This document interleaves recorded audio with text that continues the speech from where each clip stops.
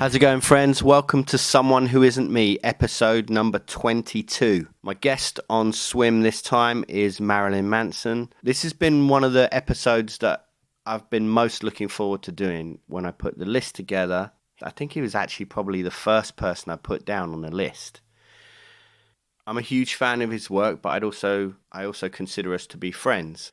I view him to be one of the few people that's still part of a long and incredible lineage of rock star artists. People like Bowie obviously spring to mind, and he was a huge influence and friend of Manson's. But those people are few and far between, whether it's because they don't want to take risks quite that way anymore, or whether those artists don't get the chance to express themselves in that way anymore. Who knows? I'm not actually sure. It's not that there isn't great art being made. That's clearly not the case.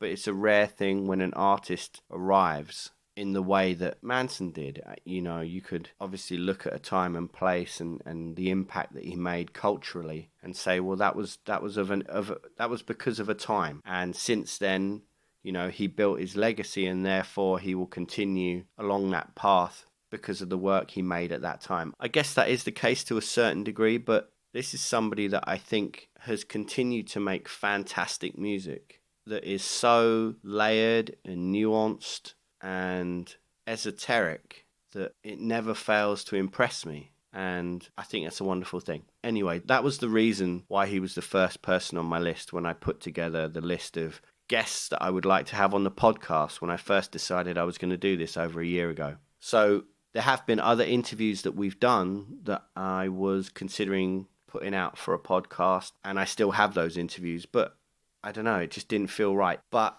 with the release of Heaven Upside Down, which is an incredible album, which I'm still finding more and more amongst it, both sonically and thematically, which is the reason why I hold him in such high regard. But this was the first proper conversation we'd had about that, like where we'd actually sat down and kind of picked through things a little bit.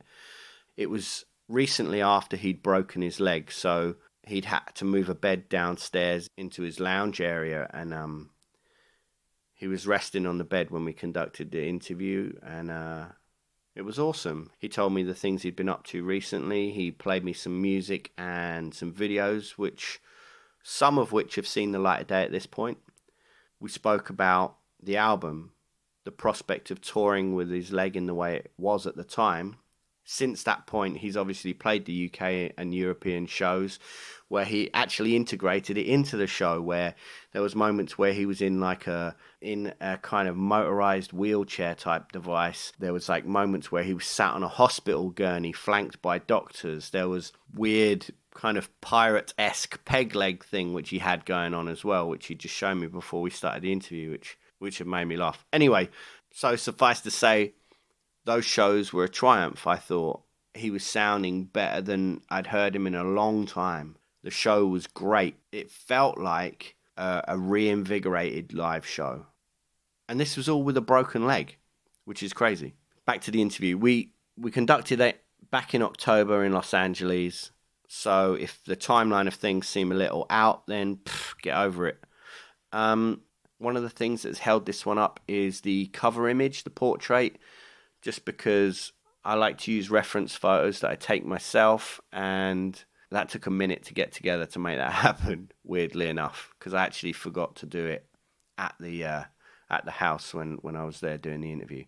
But anyway, thank you to Manson for taking some time to do this. Thank you to Judd as well, and also to Tony, of course, for helping to facilitate the whole thing. This is Someone Who Isn't Me, episode 22, Marilyn Manson. Where do you want to start? Your choice. We should start talking about this first and foremost. Okay. Or the album. I don't know. I always feel... Or the album. Yeah. Well, no, I mean, we might as well address... Because I've not spoken to you since it came out. Yeah. Let's talk about the album first, and we can talk about the tour and then this, I guess. Yeah. So, well, firstly, I remember when did I see you? When you were telling me about it, it was in Japan at Knotfest, and you were telling me about titles and stuff, and I'm not sure if if the album title had come out as Satan at that point? I think it had, and at that point, we were in the midst of a few festival shows, and Tyler had some obligations with his scoring projects, and I was not aware of how ill my father was. So a few of those things got in the way of the flow that we had, and I think it was for the best. I think it was definitely a fated thing that happened in life, and it occurred greatly with the whole Saturn orbiting the Earth for the first time in 36 or so years. I think the last time, I might be wrong, was when Dali died, and strangely, when the week the record came out was, predicted by Christians to be the end of the world by some in Revelations 12, which is the first song on the record, which had not been written. So there was a lot of different circumstances. Tyler and I got back together, and this album was written, and I can show you the notebooks, quite differently than the others. My thoughts were often scattered through several notebooks, or sometimes channeled, or... This one was more prose and very specific, and the lyrics to 3 particular songs were in my notebooks, but they had not found their way onto the record. Heaven Upside Down being the most integral one in telling the story of the record for me, and also Revelation number 12 and Saturnalia.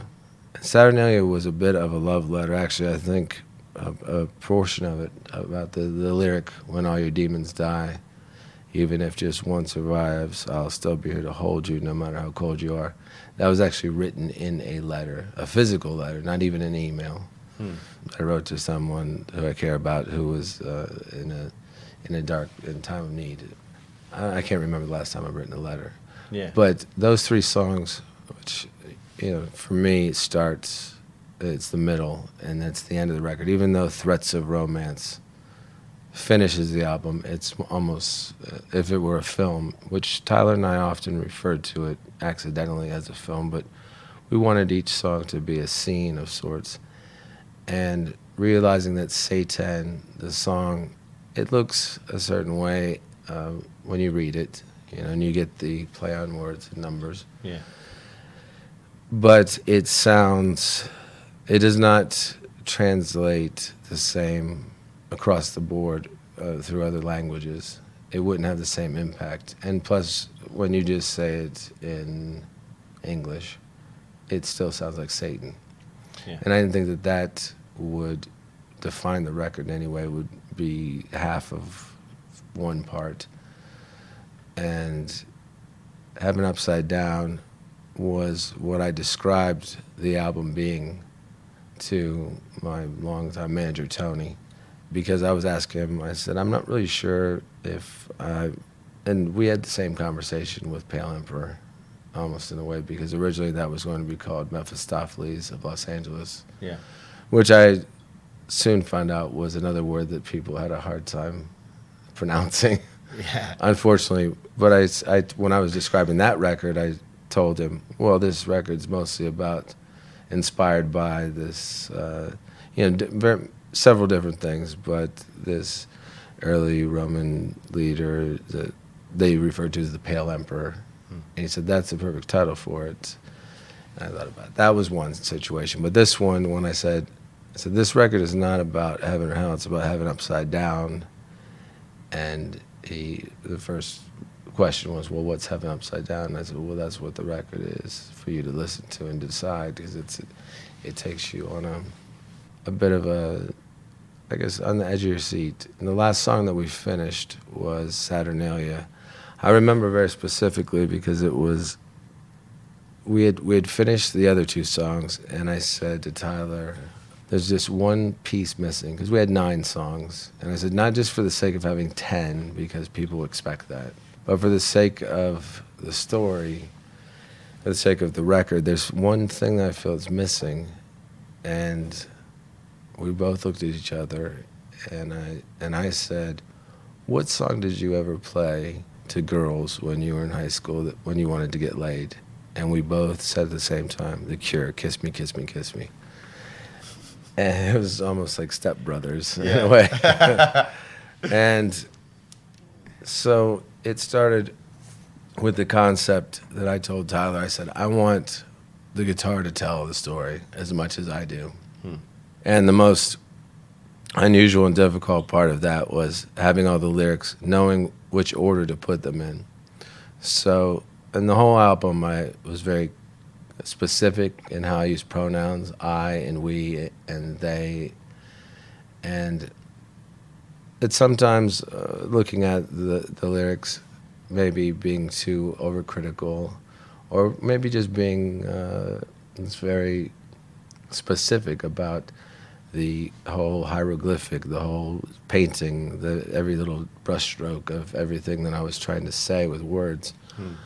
I wanted to make sure that I was saying it in a way that would have the proper impact. And that song, the order of the story, I waited to tell the verses, so to speak, at the end of the song. Yeah. And it took me a series of events. I went to Tyler's. I said we had to write the song. We had this conversation I just spoke of. And I said, can I just take home? So we sat and we made a beat in this hypnotic loop. I brought home and I put it on my stereo here that you just listened to. And it made me have a panic attack because the frequencies of it, because we use a lot of binaural frequencies in an alchemical sense. Yeah. And in a scientific sense, but I called him right afterwards. I said, this makes me really nervous. And he goes, he just laughed at me. And I said, can we just make it a little bit more tense? I don't want it to be something where you feel nauseated. I want it to be where you are anticipating something and where it leaves you scared but not sick. And we have a communication when we write songs together the way that we do, where I don't have to specify things. I can just tell him an emotion, or most often on this record, he would read my lyrics, whether I was letting him or not. They were on a music stand when we're coming up with something. So we'd sit this far away. You know, he'd have his guitar and his amps pointed slightly away from the mic, but no vocal booth, just us. And then we would later bring in Gil Sharon to play drums on things. So he was reacting to lyrics. Yeah. So I went in the next day and I sang it. And I was looking up things about Saturnalia, you know, the versus Saturnus. And people can, you know, dig as deep as they want about that. But, you know, just the concept of it. Not realizing that Saturn had started this rare, you know, once in our lifetime sort of orbit around the Earth. Okay. And they were exhuming Salvador Dali from his grave to try and prove some girl's claim of paternity. Yeah. So you've got birth and life and resurrection and all these things happening. And I'm getting this tattoo on my hand of a slightly modified sigil of Lucifer, which has a great deal to do with Saturn and all of my astrological details. And I get a call from my cousin in Ohio saying that my dad is far, far more sick than than I'd been told, because my father was probably protecting me. But again, then you have Saturnus, which is the father eating his own child in the circle of life, or Boris. And I can only say this looking back. I wasn't at the time putting these pieces together. Now when I look back, I see how important this record was, not for me or as a record to make a hit record or to make something simply as music, but just how important it was to put into the whole universe, the psychosphere of everything. And so I went to Ohio and I was there. I spent about an hour because I'd forgotten that the city, Canton, Ohio, where I was born and grew up, which is the hospital my father was in. He was born there and he died there. I was born there. I don't intend to die there.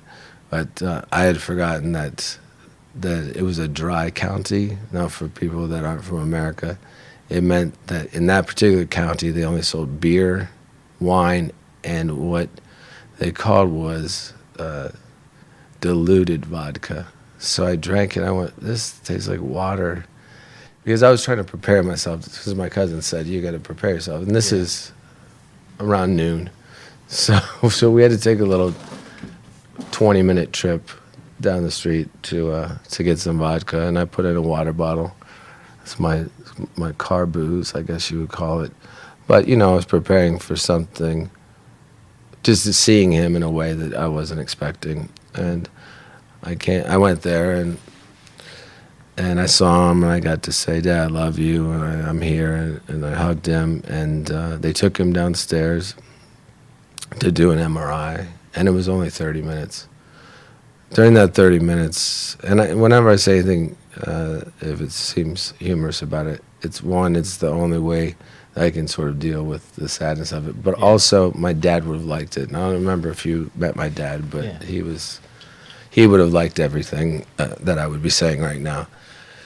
They had a crucifix, unlike that one I have up there, which is a proper one, I guess, with the nails through the hands. They had a sort of what I would call more of a sissy Jesus. He just had his arms spread like wings. So I could not resist turning it upside down, of course. Well, I'm waiting for my dad to come back up. And my father came back up from this test. And, was seeing if he was okay. He went into the bathroom. And then he went into a seizure, and he died on the toilet. And all these people rushed in, and I went outside of the room, and I was crying and dealing with it, seeing your father die, seeing it like that was really, and you couldn't do anything about it, is very shocking and upsetting. And then I hear some sort of code purple or something come over the loudspeakers in the hospital, and they brought him back to life. So he was in the hospital bed, and he's surrounded by a bunch of nurses and people, and they're putting a tube in his mouth, and I wanted to get in there, and I also wanted to get the vodka that I left in there because I needed it. At that point, I'm like, okay, now he's alive, and I just wanted to talk to him because I didn't get a chance to ask him what he wanted.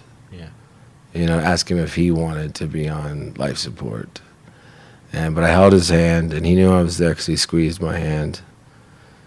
The other hand, I had my vodka in the water bottle. I didn't even drink it because I couldn't face it. But there's all these nurses around, and my dad's. It's really painful, I guess, to put this tube down your throat. I can only imagine.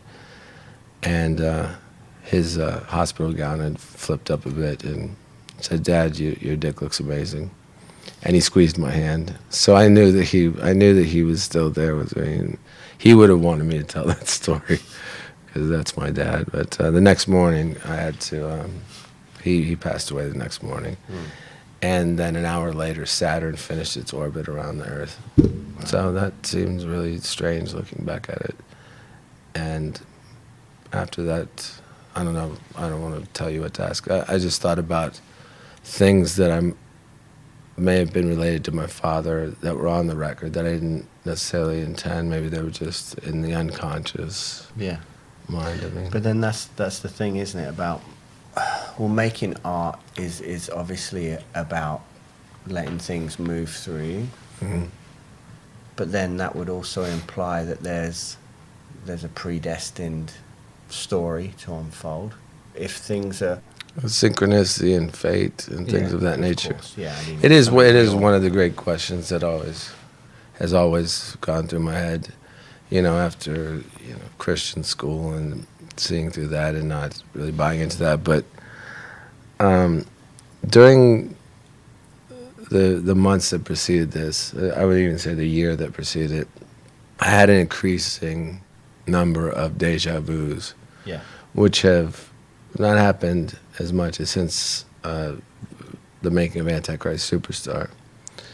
And I've always really debated over what that could be, if it's messages from the future, if it's a scientific, mishap in your brain, seeing things or you think you saw it, or if it's an alternate reality or if it's some part of your unconscious that you haven't unlocked. But I think there's definitely the conscious mind that has to deal with doing something like this, talking about something. There's a subconscious part of me that would write something without thinking about the process of writing it. Then there's the unconscious mind that I think really travels through you and brings in things that are either there or maybe it's a portal. It's a portal to open things up.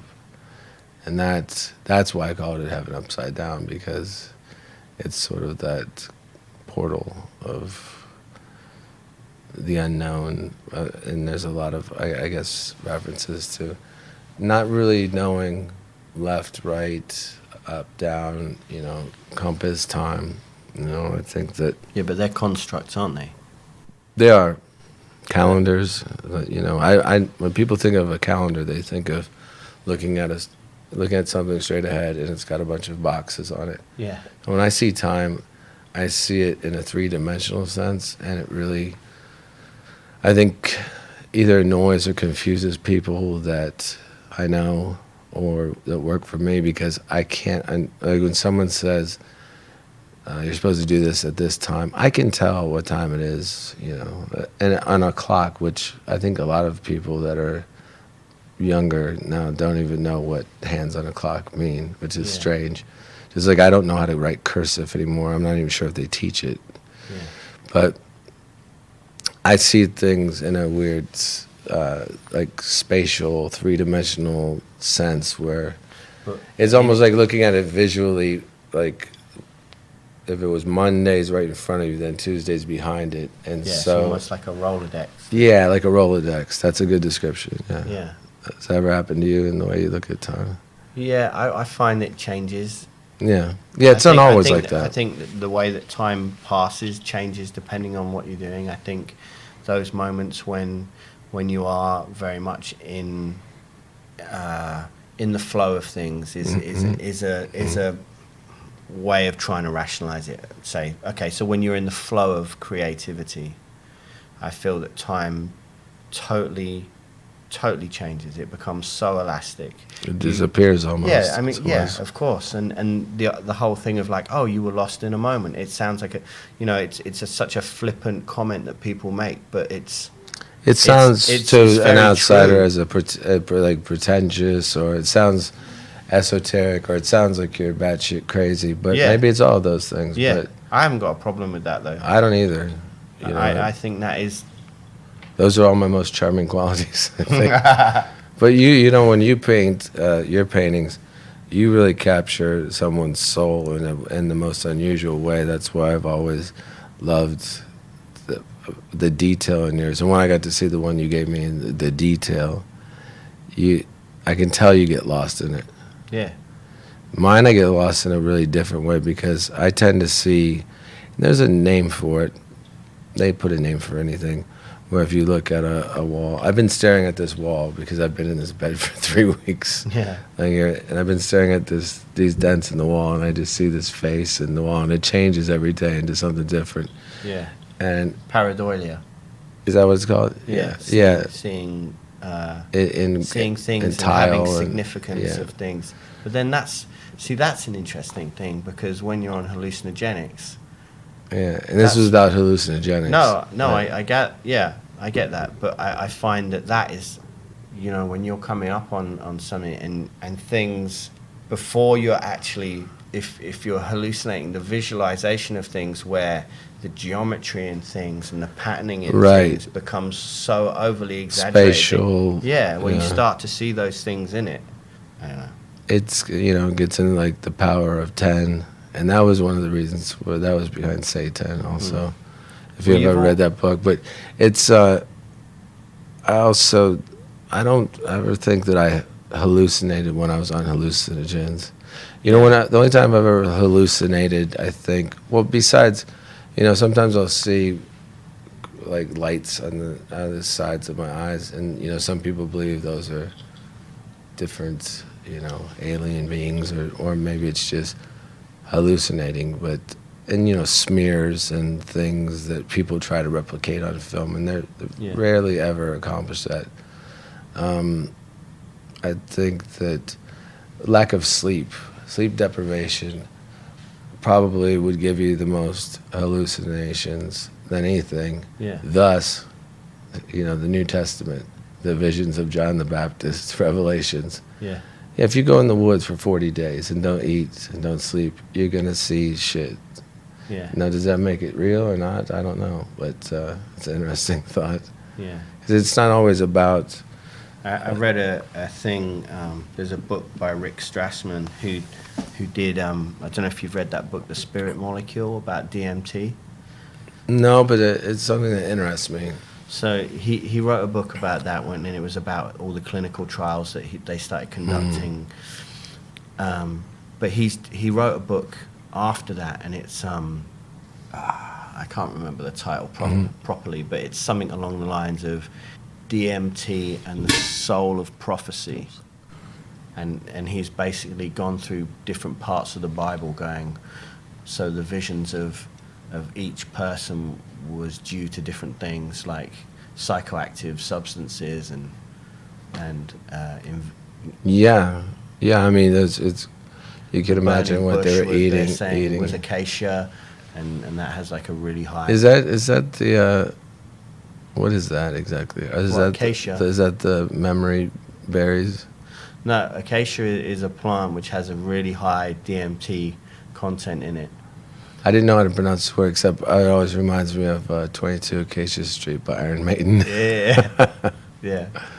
But then it's funny because in Masonic law as well, like when without going into it too much, like the main story is like somebody is buried in a shallow grave with a sprig of acacia by his head to mark the grave, and it just seems like it's a plant which keeps appearing in different stories. Yeah, that's Anyway, we've it's totally taken off. No, it's okay. The tangents are good, and it's everyone else's fault for listening to this. It's like a podcast can be more like Invasion of the Body Snatchers. It's one of those pod people. So we're infecting everyone. Yeah. It's going viral, but in a different way.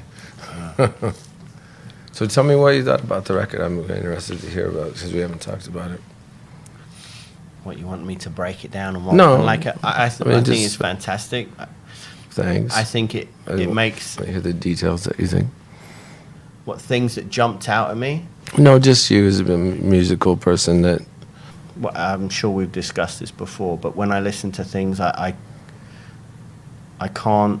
I enjoy them on first listen, but at the same time, I'm over-analysing everything. And I start picking everything apart, and I'm trying to find lyrical references and what this might be about, but also in the same sense with the actual music as well. Like things like in Kill For Me, the lead guitar line has such a Joey Santiago from early Pixies record feel to it. Right. And I start, and I can't help but do that. It's like I'm kind of picking through things, and I think that all the points, that whether they were chosen points to reference within a musical history, like it ticked all those boxes for me.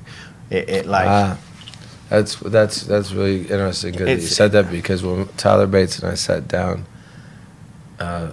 before we wrote anything, we sat down.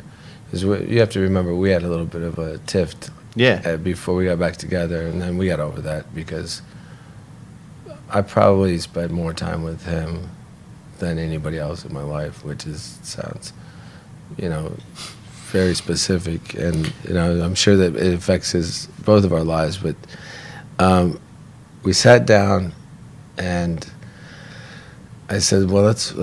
Are we gonna do something?" And he said, "Let me ask you a question. Do you like Killing Joke, right?" Yeah. No, that's what he said to me. Yeah. I said, "Of course I do." I go, I think that's where I broke my foot the first time, when some skinhead stomped on it when I saw them play with Ministry in Miami Beach. And then he just put up a simple kick drum, and he started playing a riff, and I said, "Turn the mic." I put on my headphones, and I pulled out my notebook because I already had the words written. Yeah. Just and waiting. Thus became "We Know Where You Fucking Live." It just came right out of the brain. He's just playing, and then I'm singing along with him, and it just erupted. and then we built on it. But Yeah. it built on. Well, that's We just said we wanted to make music that was like the music that we listened to, that brought us to where we were. We didn't want to be trying to redo something, but the fact that it has those little tinges, I think that appeals to, us making it. And if it hits you, someone who's heard that music, and then if it hits someone who has never heard that music, because there was a sense of being afraid to. We were not in any way trying to sound like my earlier records, but then I realized, and I had to go back and listen to my there's earlier real records. moments on there that really. And I thought, you know what, this doesn't sound like I remember it sounding, because maybe in my head I painted it different, because when you want to get to that point in your career, sometimes people get to that point where they make that fucking record that really changes things, like Scary Monsters for Bowie. That was like a big game changer, but that was so long down the road in his career. And sometimes you make that terrible record that does a bad thing. And I think that I made some records that were still in the vein of what I wanted to be, but they just did not have the one missing ingredient. I think I owe that to Tyler Bates. He's got that missing ingredient, that we had this chemistry where he could read me like a character, because I am like I live life like it's a movie. I'm sitting here now, but we're being real. It's not like I'm putting on a pretense for you or something. This is what it is. But with us, we don't want anything less than perfect. And perfect in our way, not perfect in the conventional sense that other people might think it's perfect. I was amazed that the record label wanted to. I thought they were joking when they said, "Yeah, we want to give you money to make a video for We Know Where You Fucking Live, and there's nuns with a mortar launcher." And I just thought, what world have I just entered? But it's important, and it's not just shocking. It's not even a point. It goes back to the beginning with the name Marilyn Manson. It couldn't be shocking then. It never was meant to be. But now, in one way, it makes me the ambassador of intelligence for America with the government and everything that's going on a daily basis. But it always has. I always thought art thrived under, Bush and things like that. But it seems like these are dangerous times, but they've always seemed like they're dangerous times. Yeah. Maybe more so than now, but maybe it's just more televised or just more talked about because of the internet. I think it makes it a more important time for art. And I thought a lot about things like vinyl and how younger kids are really into vinyl. And I still have all my vinyl that I kept, when I bought vinyl. Now we just play it once, record onto cassette, so it'd be pristine. Yeah. I think it's more that I identify more with something like 1984 or like my Hollywood novel that I wrote that I plan on doing something with finally this year. Yeah. Or next year rather, because it's the end of this year. Just the nostalgia, we're living in such an ephemeral era. People will forget about something that happened yesterday. Yeah. And by next week, something happened in my band, that occurred with my bass player, and I had to, split ways with one of my best friends for many years. And I can't say I'm not still his best friend. The circumstances were not. They weren't in the right way, so I won't get into more detail than what I already said. Yeah.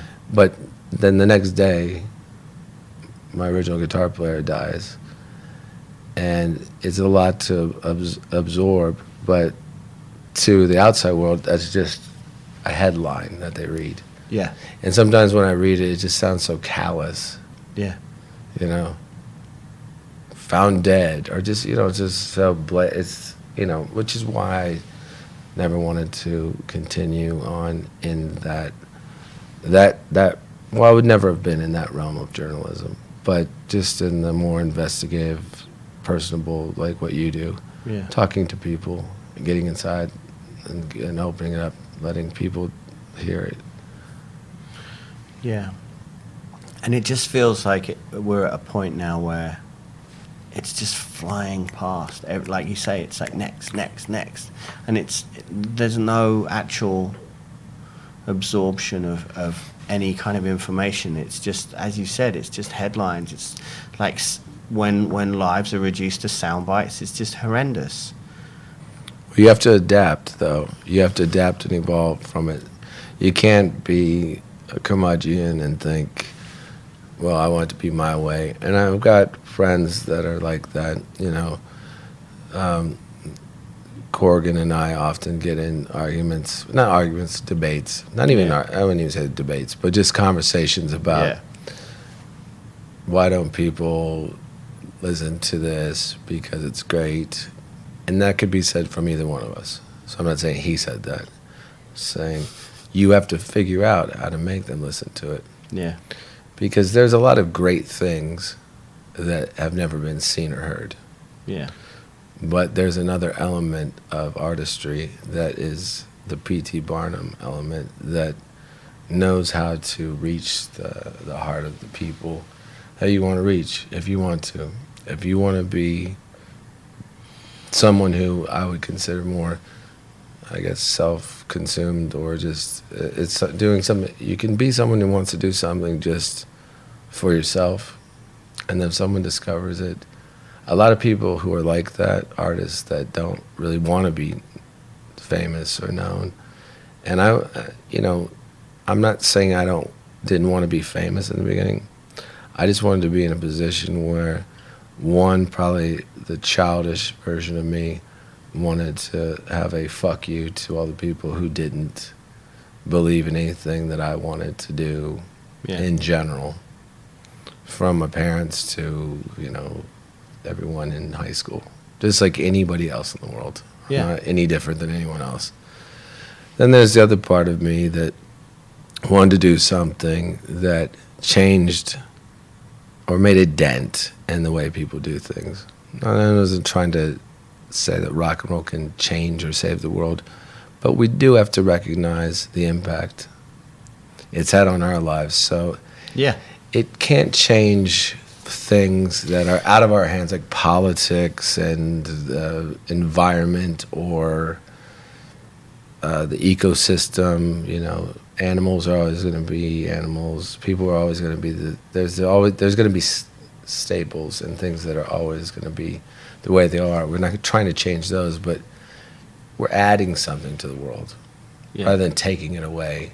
And that's what we always fight against. If people want to take things out of the world, religion, politics, they're just trying to take things away, either money or power or whatever it might be. They're sort of all-consuming. Technically, the definition of psychopaths are corporations because they have no care or concern for what they devour. Yeah, which is why great art obviously flourishes in those times, because it's not only a reaction to those things, but it's a necessity. Like as you were saying, in a universal sense, those things come through because they need to. Would you agree? Yeah. Do you know what I mean? It's like a calling. Yeah. I feel like it's a calling. I felt like that's why I would get this tattooed on my hand. I felt it was a calling to be like there needed to be me, the me that I chose to be. I'm not trying to be someone that I'm not. That's what I did when I started Marilyn Manson. I didn't like who I was, so I decided to be something better and different for whatever scale of better or good, evil, under my terms, something better and different. Now I have to realize that I need to be who I am, and I need to be strong at it, and I need to be good at it. And when I got a major ankle injury, I consider it a minor setback because I feel so determined about this record. Yeah. And it's not in the same way that, when you put out a record, of course you want to promote it and you want to say you love it. And because it's new, you being an artist, understand that usually something you do, the most recent thing you've done is in your head and it's most recent and you love it the most. Yeah. I don't think of it that way. always. You know, I think that this record is one of the most important records I've done. I don't know still if it's my favorite record musically that I can listen to, because there's bits and pieces of everything. Hollywood will always still be one of the most important pieces of music for me to listen to. It's so always difficult, but it has so many layers of memories to it. Yeah. And it's odd, the JFK revelations that I guess Trump released. I haven't seen that, but you know, it was such an obsession of mine at the time of making that. But Yeah. this record, strangely, I think it's obvious that people could see things as political about it. It was not intended to be something that was a reaction to politics as much as any other thing that I've ever done. Maybe just my commentary on America, but not current America only. Yeah. It's just too obvious. Yeah, it would feel like a cheap shot if you were just... Yeah, the thing that I did, the video that I released on Election Day, which then that guy, who shall remain nameless, redid the same thing but in a piss poor way and ruined people's careers. But I never said it was anything other than what you wanted it to be. And I also very much made it before the election. Yeah. Which was just common sense. But it was my opinion on voting. And I voted once, and that was for Barack Obama the first time. Just because I think just because I actually was awake that early and someone encouraged me to. That's probably, you're lucky you live in a monarchy. So. Yeah. So you wanted to talk about my ankle, I'm sure. I saw the video. Well, there was the two videos. And I haven't watched them because it just seemed so ill-timed, because you put out the album and it's Pale Emperor was made such a clear statement about you as an artist. For a lot of people, you know, if we're being real, I think a lot of people probably were like, we're moving on, we're on to this now. As we said earlier, people were like, the next thing, the next thing, the next thing. Right. And I don't want to sound like I'm kissing your ass. No. But please do. But the thing is, the great artists will always keep 39 steps ahead. Yeah. and that record really proved that. And so there was a lot riding on it. It was almost like a sophomore record, this one. Yeah. In a sense, you know what I'm saying? Yeah, it was a rebirth, because I had to say to myself, I'm not the person, the artist that I should be right now. So I had to say, you know, this is a comeback or this is a rebirth.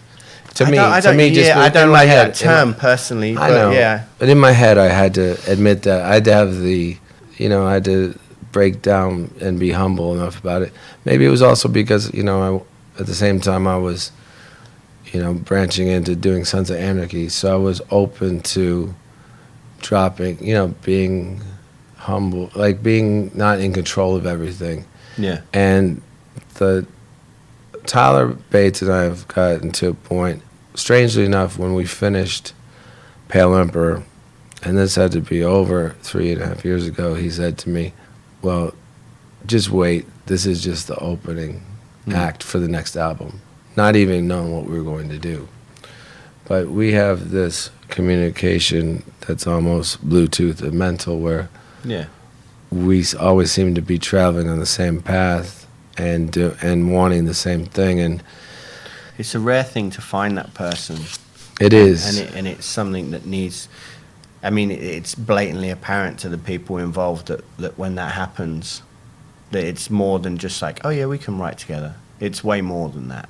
It's far more than that, because I think that on this record, what stands apart from it is it may seem more, I don't know, it's hard to say. The last record, if we were to use the definitions that were in reviews and things like that, it was more rock and roll and it was blues, or it was more about me being a singer and things, you know, the things that they said about that record. And I thought it was more me just getting my confidence back as being a rock star and being me. Yeah. This record was me enjoying being me and having a full-blown attitude with the, you know, foot on the gas pedal and not stopping at any stoplights and not questioning anything. And it wasn't me doubting myself by changing the title. It was just me knowing, wait, I passed something on the way by there. And I need to go back there and get that and finish the story. And we were so happy when we were done, and we were very specific to the point where Tyler, he would say, well, I changed something in the mix of this song. And I said, well, do you like it? He said, yeah. And I said, do you love it? And he would say, yeah, I do. I said, well, I'm good. I don't need to hear it. I trust you. That's the kind of trust that we had, because I know that he wants the same thing that I want. And that's a hard thing to develop in a musical relationship. Yeah. In fact, it's probably what destroys most musical relationships. I think that we bring a lot to each other, and it sounds very intimate because it is, and it made this record something that I didn't realize had so many layers to it until I went back. I didn't realize the layers of the lyrics that it had, because I didn't realize that some of the phonetics of the way I spoke the words, being American, and the way I pronounce words, it sounds like something else to other people if you don't have the lyric sheet. Yeah.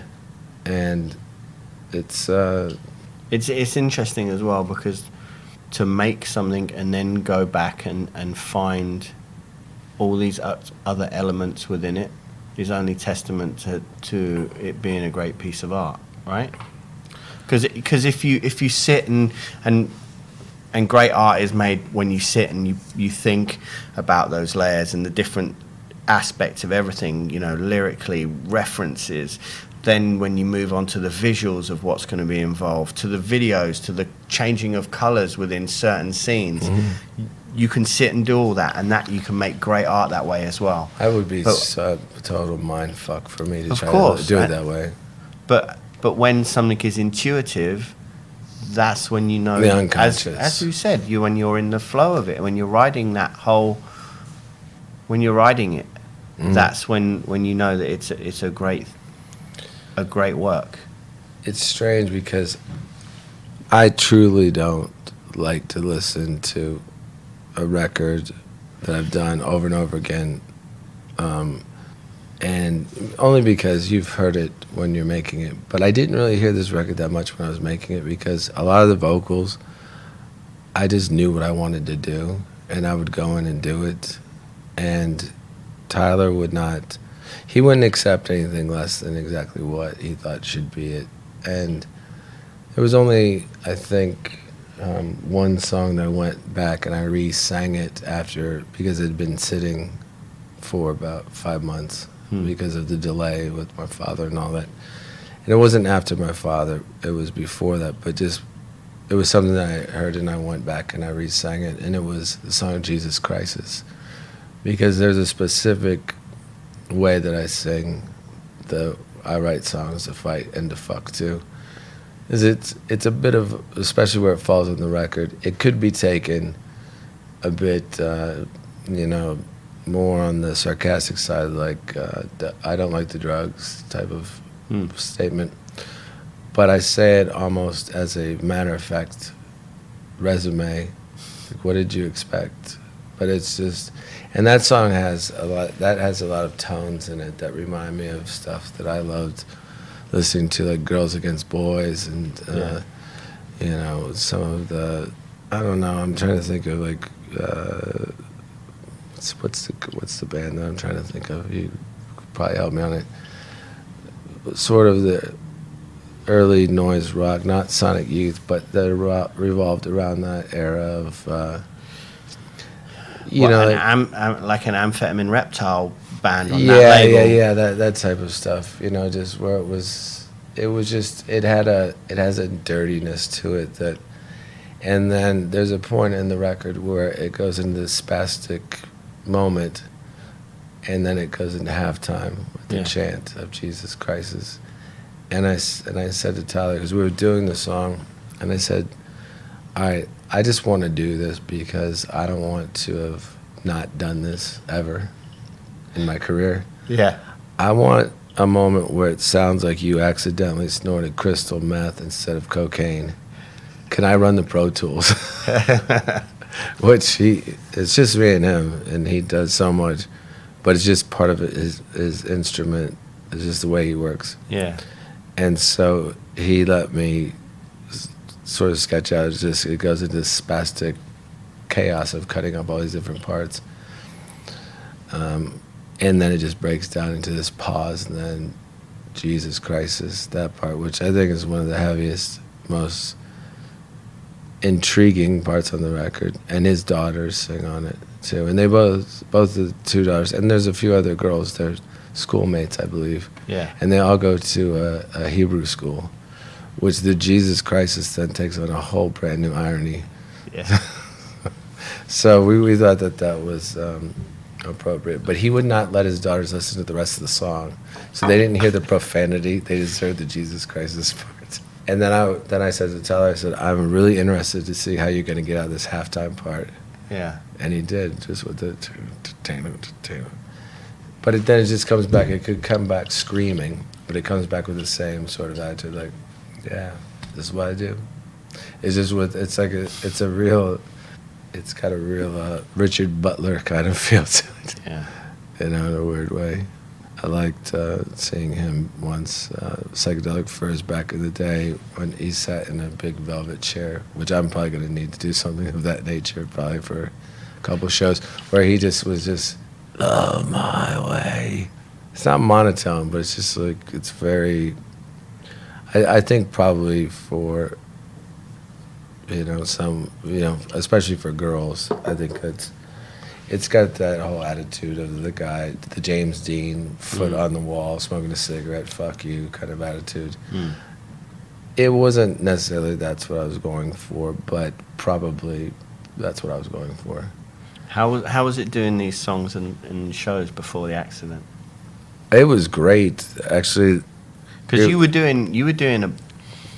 We did three or four, yeah.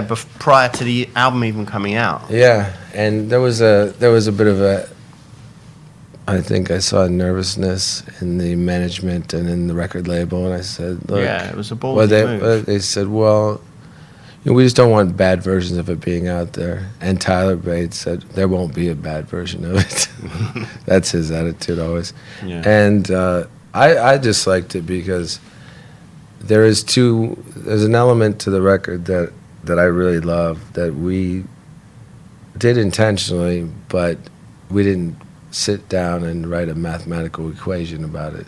There is an immediacy of the rhythm and of the musical tones and the keys and the melodies that if you hear for the first time, it's the same as if you sit in a movie theater and you're watching a movie and it opens up and it's great. You're on the edge of your seat waiting to see what happens next. That's what I think the record feels like.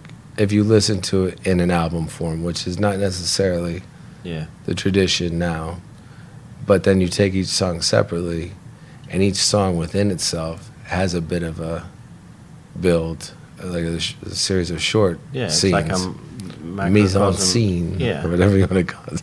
Yeah, there we go.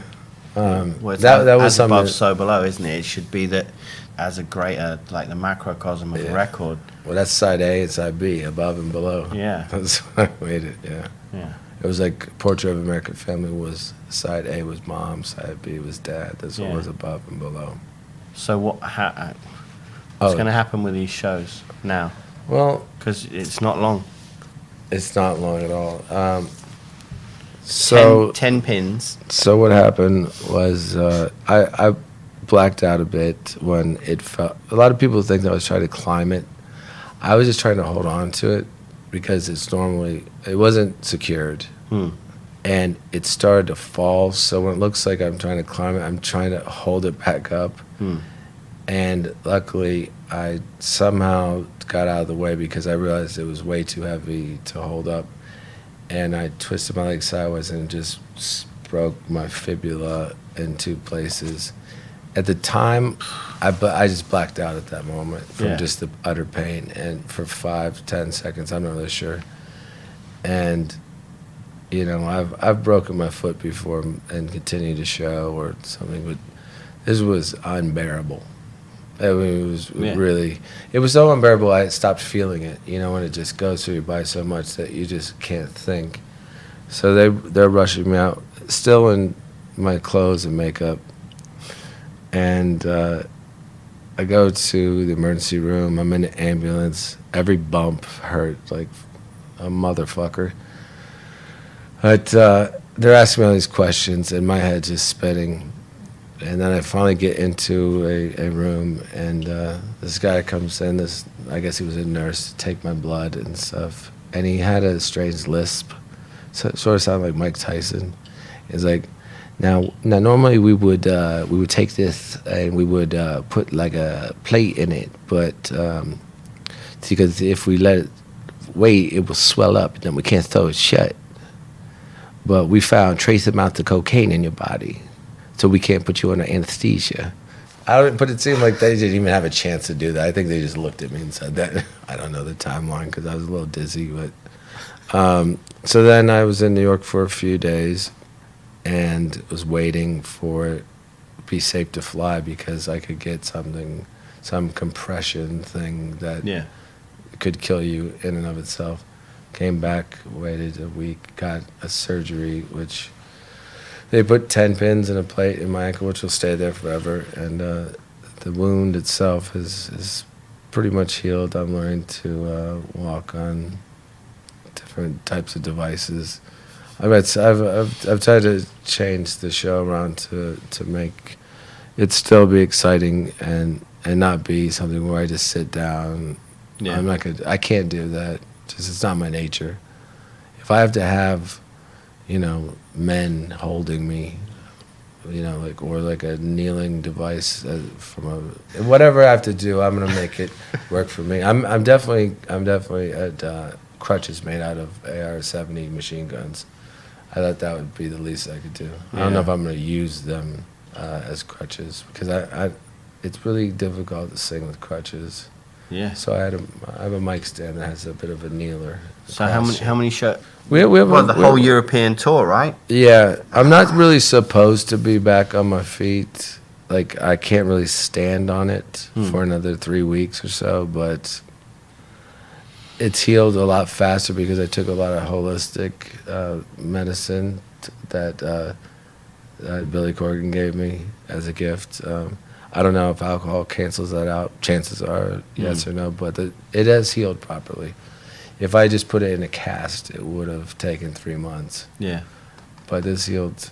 But you worried that if you go out, you'll do more harm to it? No, I'm going to make sure that I'm going to Mad Max the fuck out of this thing, you know? Yeah. Which is just get my leg made out of titanium. This is made out of titanium, so that's good. Titanium. And what have you been doing while you've been laid up? Watching a lot of cinema, reading a lot of books, doing a lot of writing. Yeah. You've been painting? I can't paint because I paint on my knees. Okay. I did get knee pads, so I might be able to paint now. Because that's actually the most preferable way to get around with all the stairs. So that's why I'm downstairs, because I have to. But crawling, I can crawl on my knees. Yeah. So I'm like a wild, feral toddler crawling up the stairs, looking for books and things like that. But I haven't tried to paint. But I have drawn. I've drawn. No. So you paint kneeling, like so the paper flat. Yeah, because of watercolors, I don't want it to. And I also have to sort of tilt it and blend it. So there's a strange ritualistic quality to what I paint. And I only discovered, I don't get in some sort of crazy trance more than maybe just late night, obsessive, potentially drunkenness, but not so much drunk because you can't function well when you're drunk. You know, you just can't. You can't focus. But sometimes you need to loosen up at the least. But I will get in the middle of something and I won't really know because it's watercolor how it's going to be until the next day. Yeah. And because I've used a lot of ink as of late, it dries differently. But I have a few pieces upstairs that are really interesting that happened right before I left to go on tour. They're not exactly what I intended. Yeah. But they ended up being more interesting. So I've been doing a lot of drawing, like in my big notebooks and stuff like this. But which I like, and that's kind of the size that you use, isn't it? More Yeah, like yeah. that, yeah. So I've been trying to perfect my roots of drawing. I found recently some of my early sketches from high school, like Iron Maiden, Power Slave, and Jim Morrison pencil sketches and stuff like that. But which were pretty good with stippling and shading and stuff. Do you find that when you're making visual art, you're in a different mindset from when you're making music? I don't. Well, yeah, it's always quiet. I don't listen to anything when Nothing, no? No, it's silent. Huh. In my art room, I painted entirely black so that there's no reflections of any light. Yeah, it's definitely different. And with the videos that I released, the 3, and you just saw the new one, Kill For Me, I would say that they're collaborative in that I approach them more like still being myself as a performer, a singer. They weren't like stepping out of myself to being my only version of Halloween technically is acting in movies because I get to be someone other than me. Yeah. And that doesn't mean just washing off lipstick or something, because there's not really that big of a difference, except that on stage I have a microphone in my hand, and they're strangers. But Bill Yukich, the guy who directed them, we go way back because he was on tour with me in the thick of it, 1996, and he and I both, I guess, I won't point fingers at him or me, but let's just say that Bill Bill wanted to fight a co-ed, I think, high school soccer team that was staying in our hotel. Okay. The hotel was connected to the venue. It ended up with fire. And so when he approached me with the treatment, the script for We Know Where You Fucking Live, and the first sentence said none, mortar launcher. I knew A, his pyrotechnic skills were tight. Okay. And I know B, if he can get the record company to pay for this, I'll be amazed. I thought it was actually a prank. But he took a different level. He took a different approach on the videos than I would have. And it was good to collaborate with someone who had an outside point of view, because I would have done something entirely different for both videos. Yeah. But then this is the upside of the death of music television. Yeah. Because now it doesn't matter. Whereas videos that would have got made back when that was the source and the outlet. Yeah. Where they're going to dictate their own morals. Yeah. Upon what can be seen and can't be seen, then you have to conform to that, and I kind of got past that a long time ago in a way, but I think this was different for me because I started to develop an attitude about where I didn't want to give a specific storyline or image about a song that came from me to someone watching it. So I was very, very comfortable with having someone tell me like their idea and giving them full reign, and me just tell me what to do and I'll do it. It's like, be yourself, do your performance. It wasn't someone telling me how to perform. It was just like someone coming up with a story other than me, which I've traditionally always done the story for them. And it was the new form of, it wasn't the censorship part, it was a new idea of, okay, so we're in a world where people identify with things on a short term, so it wasn't watering things down, it was just keeping things interesting, and they poke at your mind, because we were talking about the Kill For Me scene. I'm watching it and I'm not even sure what's happening in it, and I was in it. So I'm not sure which ass is mine and which ass is Johnny Depp's and which ass is someone else's. So And it sounds funny to get, but having been friends with Johnny for so many years, we always said, why haven't we done anything together? And he said that he was too shy to ask me. I said, really? Come on, give me a break. And he was. I mean, he's that sweet like that. But I just thought I had fun doing it. All 3 videos that we did for this record so far, I've had fun doing. I'm having fun doing this interview. I don't like to do shit that's not fun. Life's too short. Yeah. That's that simple. There doesn't need to be like any more tag on to that statement. Yeah. And I enjoy doing this record because, and it can be angry. You can enjoy being angry. It's not angry all the time. I think that it's just expressive. I think this record is most like me as a person. I don't know. What do you think? Because you know me. Yeah, I agree. It has the pattern of speech that I use. I mean, of course, when you're writing something, I don't really tend to rhyme that much. But then do you think that? Yeah, I agree with that. But do you think that that's representative of you now? Do you not think that when you did Antichrist, that was representative of you then? Well, in the sense that we're talking about alternate things in the cycle and the concept of it makes me. You know what I think is similar to when I did Antichrist? The fire in me, the need to do it. Yeah. Is a need. It's not like an anger. It's a need. It's like a craving. Like you have to do it. Yeah, it's like a compulsion. You feel like you're looking at this, like on my wall, like it's a screensaver. Says all you're like mine. I see that and I just want to burn it, just because. Not because I hate it. Just as like my nature. Yeah. It's almost a childish urge. Maybe it's, you know what? It's to see what happens. Sometimes. Yeah. Or sometimes it's just to. I'm often amazed by what I get away with, musically, visually, just in general. Yeah. And that's not always my purpose, but it's great to be able to get I think that what I've learned most over since I made Pale Emperor was I'm not afraid to collaborate.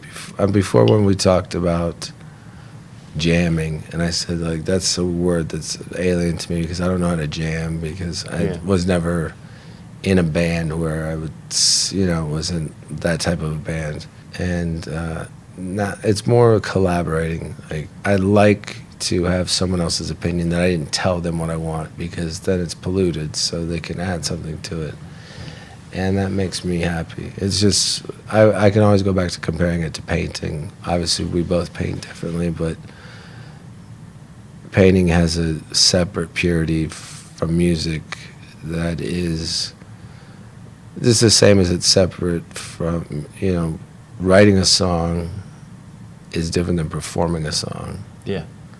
They're all different, but in the same sense as Dali, I guess. Not comparing myself to Dali, but comparing the concept of being art in and of yourself. That everything you do, it doesn't mean that everything I do is art. It just means everything I do is me. It is different levels of me. I don't, I'm not always, just like anyone, you're not always wearing shoes, whatever example you want to use. Yeah. It's like, but it's still the same person. And this person is what I decided to be a long time ago. So now I want to enjoy it. And despite having a year that was a little bit challenging, with a lot, it's a little challenging to say the least. I don't feel, I seem pretty calmer than you are, dude. Yeah. Pretty calm and pretty just optimistic because I enjoy doing it. And I think it's a time when, you're seeing all these people fall, so many people.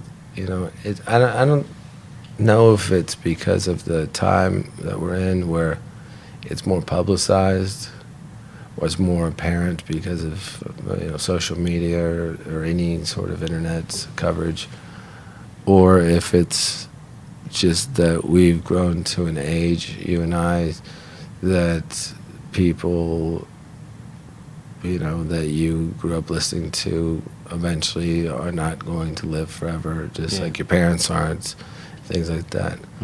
But I have a great determination to not expire anytime in the near future because I have too much work to do. Yeah. Too much more to enjoy. Too many more interviews to do with you.